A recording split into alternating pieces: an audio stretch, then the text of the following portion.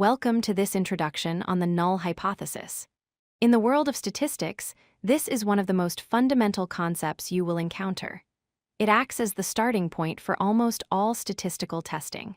Today, we are going to break down exactly what it means, why we use it, and how it functions as the claim of no effect or no difference.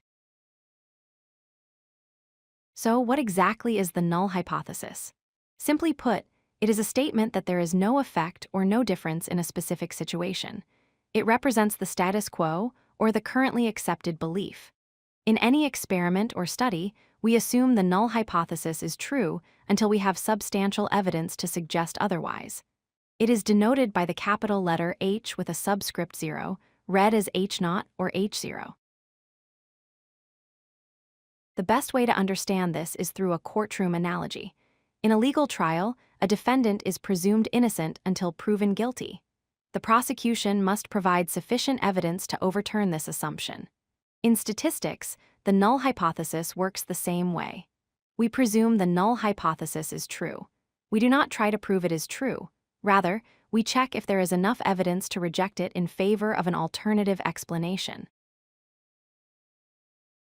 When setting up a test, we always have two competing hypotheses. First, the null hypothesis, H0. This always includes a statement of equality, meaning it uses signs like equals, less than or equal to, or greater than or equal to. For example, saying the average score is equal to 50. Opposing this is the alternative hypothesis. Denoted as H1 or HA, this represents what we are trying to find evidence for, and it uses inequality signs, like not equal to, less than, or greater than. Let's look at some real-world examples. In medical research, if we are testing a new drug, the null hypothesis would be that the drug has no effect compared to a placebo. In a coin toss, the null hypothesis claims the coin is fair, meaning the probability of heads is exactly 0.5. In manufacturing, a factory might claim their machine fills bottles perfectly. The null hypothesis states the average fill level is equal to the target amount, such as 500 milliliters. The process of testing follows a logical flow. First, we assume the null hypothesis is true. Second, we gather data from a sample.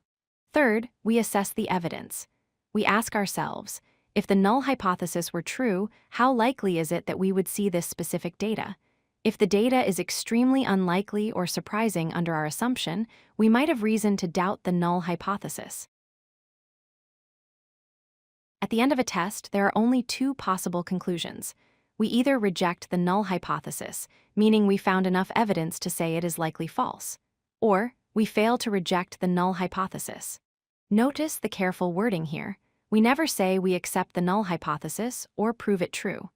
Just like a court says not guilty rather than innocent, we simply say we didn't find enough evidence to rule it out. But when do we decide to reject it?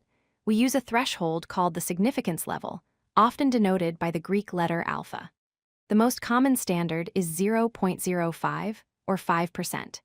This means if the result we observe falls into the extreme 5% of possible outcomes, shown here in the red shaded tails, we consider it too unlikely to have happened by chance alone, and we reject the null hypothesis. To summarize, remember these 4 points. 1. The null hypothesis is the claim of no effect. 2. It is the status quo assumption. 3. It always contains an equality sign. And 4. Our conclusion is always either to reject it or fail to reject it. Understanding this foundation is key to mastering statistical testing. If you like this video, hit that like button and don't forget to subscribe. Visit codelucky.com for more such useful content.